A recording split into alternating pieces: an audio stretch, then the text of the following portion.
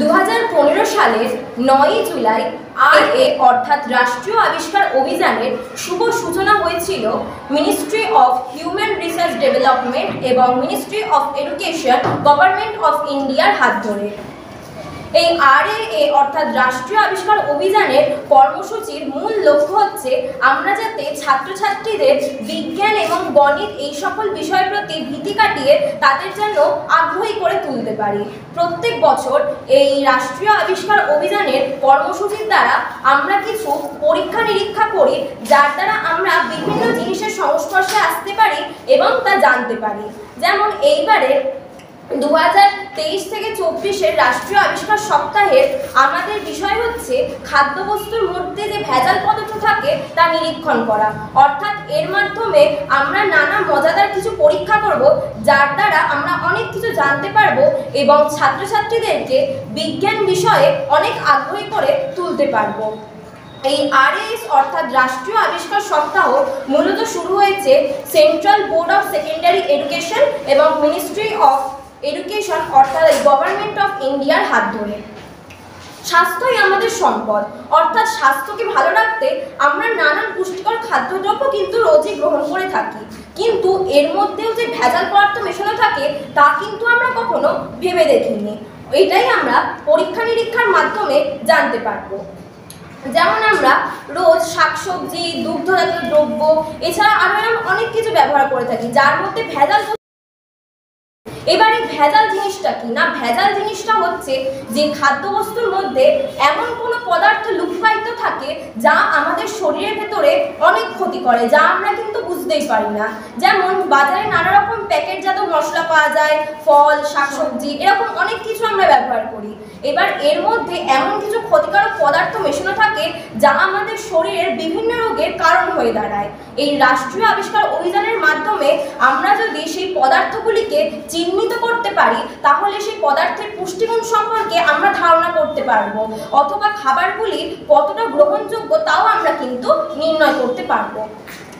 এইবার আসি আমাদের প্রধান খাদ্যদ্রব্যের কথায়। আমরা সকলেই কম বেশি দুধ খেয়ে থাকি, ছোট থেকে বড় সকলেই কম বেশি দুধ খেয়ে থাকে, কিন্তু এই দুধের মধ্যেও বর্তমানে ভেজাল পদার্থ মেশানো হচ্ছে।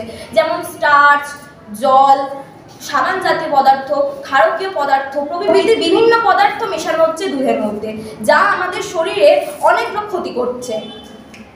এইবার হচ্ছে মশলার কথায় আসি। হলুদ গুঁড়ো, লঙ্কা গুঁড়ো প্রভৃতি বিভিন্ন মশলা আমরা নিত্যদিনের রান্নাবান্নায় ব্যবহার করে থাকি।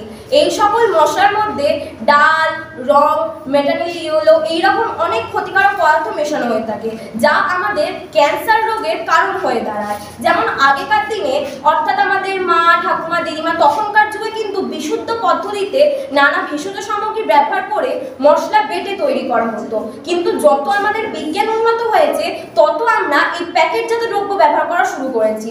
সুতরাং এখন আমরা এই প্যাকেটজাত মশলাই ব্যবহার করে থাকি। এইবার এই প্যাকেটজাত মশলার মধ্যে অনেক ক্ষতিকারক পদার্থ মেশানো থাকে, যা আমাদের শরীরের নানা রকম রোগের কারণ হয়ে দাঁড়ায়। এই রাষ্ট্রীয় আবিষ্কার সপ্তাহের মাধ্যমে কিছু পরীক্ষা নিরীক্ষার দ্বারা আমরা সহজেই বাড়িতে অথবা বিদ্যালয়ে এগুলোকে কিন্তু আমরা চিহ্নিত করতে পারবো। এরপর আসি হচ্ছে ফল শাকসবজির কথায়। বিভিন্ন ধরনের ফল এবং শাকসবজি আমরা রোজই খেয়ে থাকি। আমরা জেনে থাকি যে এইগুলো হচ্ছে আমাদের পুষ্টিকর খাদ্য, কিন্তু এর মধ্যেও কিন্তু ভেজাল পদার্থ ব্যবহার করা হচ্ছে। এবং শাকসবজি, ফল এগুলির ফলন বাড়ানোর জন্য বর্তমানে অনেক রকম পদার্থ এগুলির মধ্যে ইনজেক্ট করা হয়, যেগুলো আমাদের শরীরের অনেক ক্ষতি করে।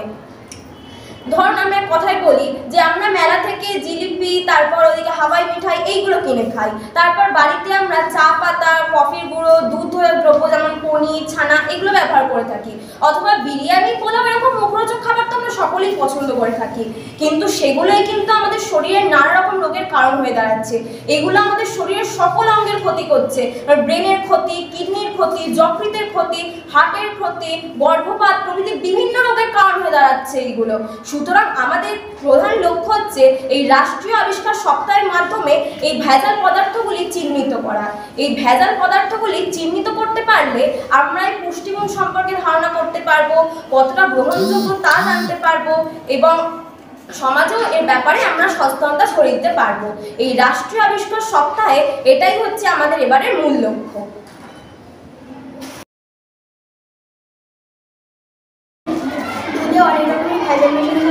এখানে আমরা দেখবো যে দুধে জল আছে কিনা সেটাই পরীক্ষা করবো। এখানে আমরা দুধ নিয়েছি।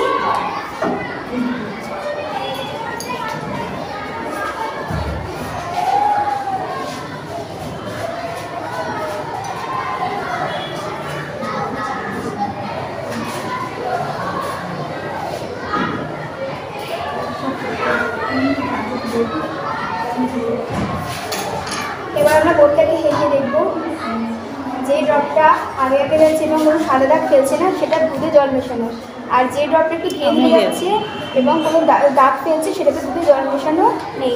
এই পরীক্ষা দ্বারা আমি সিদ্ধান্ত আসতে পারি যে এইটাতে দুধে জল মেশানো আছে আর এটাতে দুধে জল মেশানো নেই।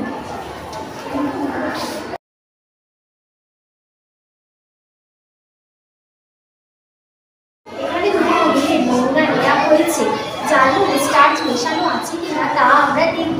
অর্থাৎ সেটি করতে গেলে আমাদের এখানে আয়োডিনের দ্রবণ নেওয়া হয়েছে, সেই দ্রবণটি আমরা এই নমুনার মধ্যে ঢেলে দেখব স্টার্চ আছে কিনা।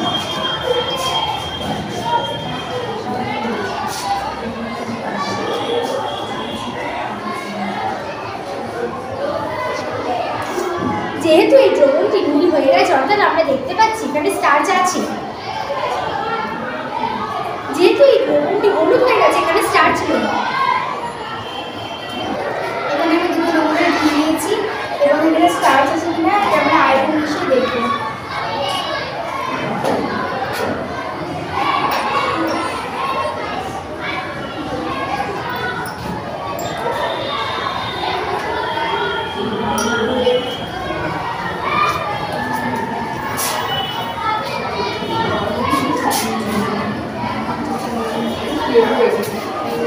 এটা যেহেতু একটু হালকা হালকা নীল হয়েছে তারপরে এটাতে স্টার্চ মেশানো আছে, আর এটা যেহেতু একটু হালকা হালকা লাল হয়েছে তার মানে এখানে কোনো স্টার্চ মেশানো নেই।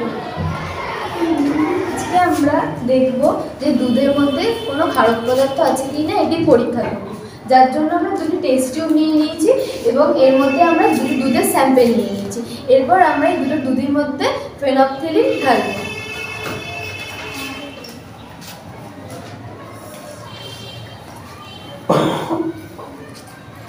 এবার আমরা এটিকে নাড়াবো।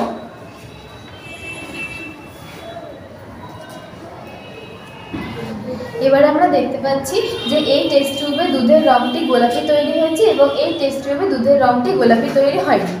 অর্থাৎ এর থেকে আমরা এই সিদ্ধান্তে আসতে পারি যে এই টেস্ট টিউবের মধ্যে যে দুধটি ছিল তার মধ্যে ক্ষারক পদার্থ মেশানো ছিল এবং এই দুধটির কালার যেহেতু চেঞ্জ হয়নি, সেই জন্য এটির মধ্যে ক্ষারক পদার্থ মেশানো নেই।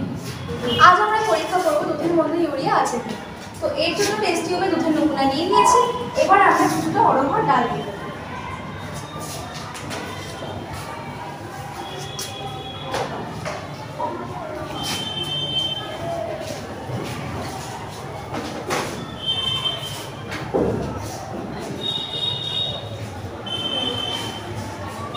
এবার এর মধ্যে লিটমাস পেপারটি দিয়ে দেব।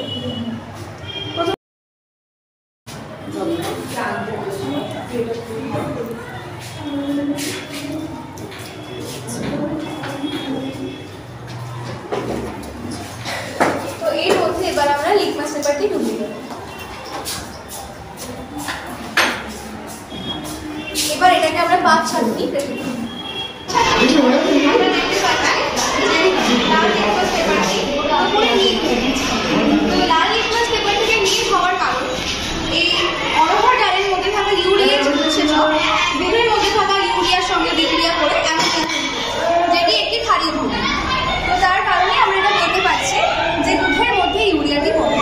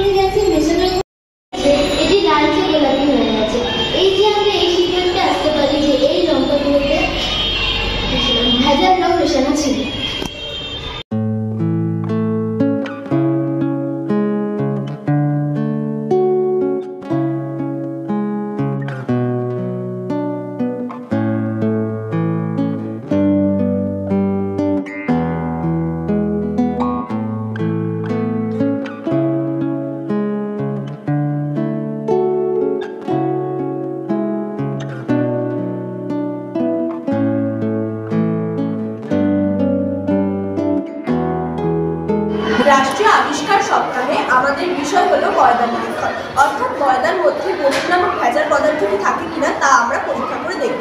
এর জন্য আমাদের একটি ছোট্ট পরীক্ষার সাহায্য নিতে হবে, যার জন্য আমাদের প্রয়োজনীয় কিছু উপাদান হলো ময়দা, distil water, hydrochloric acid, test tube এবং টারমারিক পেপার।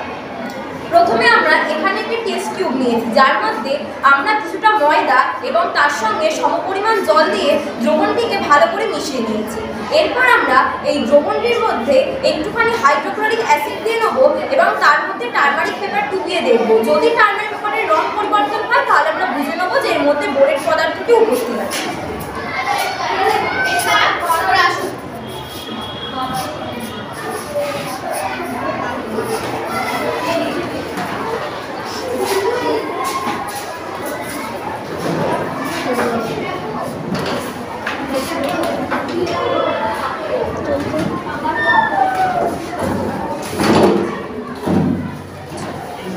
আমরা দেখতে পাচ্ছি এই টারমারিক পেপারটি একটি হালকা লাল অধক্ষেপ উৎপন্ন করেছে, অর্থাৎ আমরা এই পরীক্ষার মাধ্যমে এই সিদ্ধান্তে আসতে পারি যে ময়দার মধ্যে বোরেট নামক ভেজাল পদার্থটি উপস্থিত, যা কিন্তু আমাদের স্বাস্থ্যের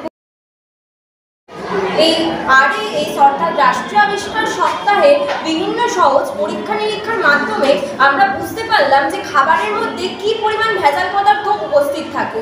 আমরা বাড়িতে বিভিন্ন জিনিস ব্যবহার করি, যেমন দুগ্ধজাত সামগ্রী, ফল, শাকসবজি, বিভিন্ন প্যাকেটজাত মশলাপাতি, এইগুলির মধ্যে যে স্টার্চ, রং, ডাল, এইগুলি জাতীয় যে ক্ষতিকারক পদার্থ মেশানো থাকে তা আমরা এই পরীক্ষার দ্বারা জানতে পারলাম। আমরা হয়তো শুনেছিলাম, কিন্তু পরীক্ষা নিরীক্ষার মাধ্যমে আমরা আরও ভালো করে জিনিসটাকে জানতে পারলাম। এইবার আমরা বিদ্যালয়ের সকল ছাত্রছাত্রীদের এর ব্যাপারে জানাবো এবং তারা যখন বৃহত্তর অংশ তাদের বাড়িতে গিয়ে বলবে, তখন সমাজে এই খাদ্যগুলির গ্রহণীয়তা সম্পর্কে এবং খাদ্যের গুণমান সম্পর্কে সচেতনতা ছড়িয়ে পড়বে, যার দ্বারা সমাজে সচেতনতা বৃদ্ধি পাবে। মানুষ খাদ্যের মধ্যে থাকা ভেজাল বস্তু সম্পর্কে জানতে পারবে, তত রোগ ব্যাধির সংখ্যা হ্রাস পাবে এবং মানুষ সচেতন হবে।